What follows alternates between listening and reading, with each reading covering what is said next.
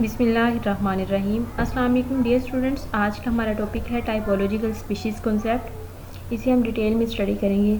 Video start करने से पहले आप लोगों से रिक्वेस्ट, इंट्रोडक्शन में हमने सबसे पहले बात करनी है कि टाइपोलॉजिकल स्पीशीज़ कॉन्सेप्ट को सबसे पहले प्रपोज किया अरिस्टोटल और प्लेटो ने। और टाइपोलॉजिकल स्पीशीज़ कॉन्सेप्ट के अदर नेम्स भी हैं, जैसे किसे मॉर्फोलॉजिकल स्पीशीज़ कॉन्सेप्ट भी कहा जाता है और इसेंशियलिस्टिक स्पीशीज़ कॉन्सेप्ट भी कहा जाता है। सबसे पहले हम डेफिनेशन की बात करते हैं। तो टाइपोलॉजिकल स्पीशीज़ कॉन्सेप्ट में इसकी डेफिनेशन के मुताबिक ये है कि इस अर्थ के ऊपर डिफरेंट टाइप्स के ऑर्गेनिज्म की डाइवर्सिटी मौजूद है। तो इस जो डिफरेंट टाइप्स यहाँ पे वर्ड यूज़ किया गया है, उसका मीन यहाँ पे स्पीशीज़ है कि अर्थ के ऊपर डिफरेंट टाइप्स के ऑर्गेनिज्म की डाइवर्सिटी जो है, ये टाइप्स शो करता है कि ये हमारे पास स्पीशीज़ हैं। तो इसलिए इसे टाइपोलॉजिकल स्पीशीज़ कॉन्सेप्ट कहा जाता है। और ये भी इस डेफिनेशन में बताया गया है कि ये जो टाइप्स हैं, यानी कि ये जो स्पीशीज़ हैं, ये दूसरी स्पीशीज़ के साथ इनका कोई ताल्लुक़ नहीं होता। एक स्पीशीज़ के मेंबर्स जो होते हैं, उनका सिर्फ़ और सिर्फ ताल्लुक़ अपने ही मेंबर्स के साथ होता है। और इसे मॉर्फोलॉजिकल स्पीशीज़ कॉन्सेप्ट भी कहा जाता है, क्योंकि इस कॉन्सेप्ट के मुताबिक ये है कि एक स्पीशीज़ के जितने भी मेंबर्स होंगे वो मॉर्फोलॉजिकली सिमिलर होंगे, यानी कि उनके दरमियान में मॉर्फोलॉजिकल सिमिलरिटी मौजूद होगी और वो दूसरी स्पीशीज़ के मेंबर्स से डिसिमिलरिटी रखते होंगे।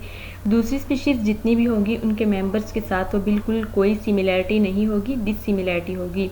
और इसे एसेंशियलिस्टिक स्पीशीज़ कॉन्सेप्ट भी कहते हैं, क्योंकि इस स्पीशीज़ कॉन्सेप्ट के मुताबिक members of a taxon or species are recognized by their essential morphological characters के एक स्पीशीज़ के मेंबर्स या टैक्सोन के मेंबर्स जो होते हैं, उन्हें उनके एसेंशियल मॉर्फोलॉजिकल करैक्टर्स की बेस पे रिकॉग्नाइज किया जाता है। उनकी रिकॉग्निशन होती है मॉर्फोलॉजिकल करैक्टर्स, क्योंकि ये वाला स्पीशीज़ कॉन्सेप्ट जो है, ये मॉर्फोलॉजिकल सिमिलैरिटीज़ को बहुत ज़्यादा इस पे फोकस किया जाता है। ये मॉर्फोलॉजिकल स्पीशीज़ कॉन्सेप्ट जो है, इसमें मॉर्फोलॉजिकल सिमिलैरिटीज़ को बहुत ज़्यादा अहमियत दी गई है। तो इस वजह से इसे एसेंशियलिस्टिक स्पीशीज़ कॉन्सेप्ट या मॉर्फोलॉजिकल स्पीशीज़ कॉन्सेप्ट भी बोला जाता है।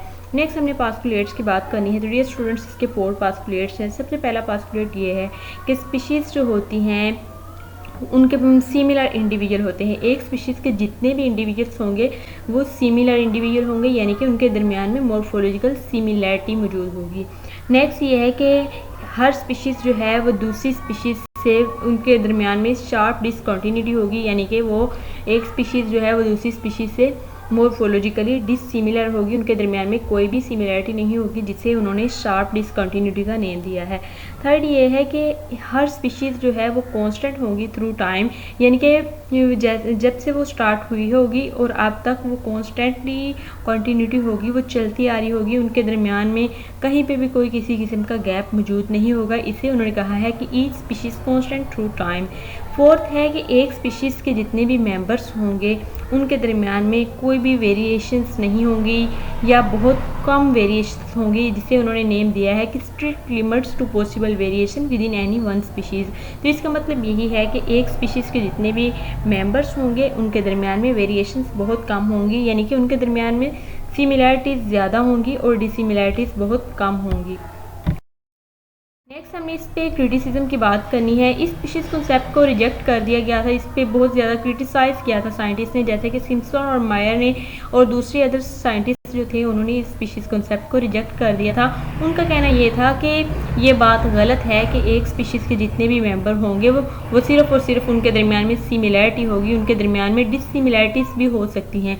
क्योंकि डिसिमिलैरिटी की वजह उन्होंने बहुत सारी अदर रीजंस बताई थी, जैसे कि उन्होंने कहा था कि एक स्पीशीज़ के मेंबर्स के दरमियान डिसिमिलैरिटी हो सकती है सेक्सुअल डाइमॉर्फिज्म की वजह से, पॉलीमॉर्फिज्म की वजह से या एज डिफरेंसेस की वजह से। तो इस वजह से क्रिटिसाइज़ किया गया इस स्पीशीज़ कॉन्सेप्ट को और इसे फिर रिजेक्ट कर दिया गया।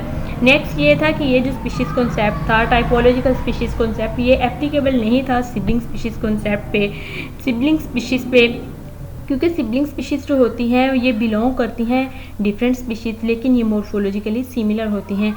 तो यहाँ पे ये वाज़ेह फ़र्क देखा जा सकता है कि डिफरेंट स्पीशीज़ ये जब बिलोंग कर रही हैं डिफरेंट स्पीशीज़ से सिबलिंग स्पीशीज़, तो फिर भी उनके दरमियान में मॉर्फोलॉजिकली वो सिमिलैरिटी मौजूद है। तो इस वजह से ये स्पीशीज़ कॉन्सेप्ट जो था, टाइपोलॉजिकल स्पीशीज़ कॉन्सेप्ट, इसे रिजेक्ट कर दिया गया था कि ये बात बिल्कुल गलत है कि एक स्पीशीज़ के जितने भी मेंबर्स होंगे वो सिमिलर होंगे और डिफरेंट स्पीशीज़ के मेंबर्स जो है वो सिमिलर नहीं हो सकते। तो ये था हमारा आज का लेक्चर। होप सो ये स्टूडेंट्स आपको समझ आया होगा। काइंडली आप चैनल को लाइक शेयर एंड सब्सक्राइब करें and stay connected for more videos. Thank you so much. अल्लाह हाफिज़।